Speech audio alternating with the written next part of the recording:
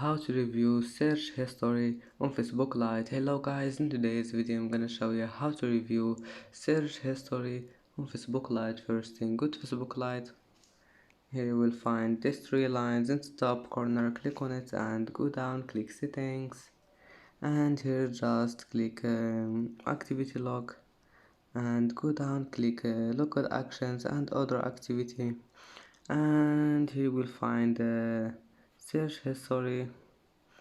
Just click on it, and here you can review your search history on Facebook Lite, and you can clear it if you want.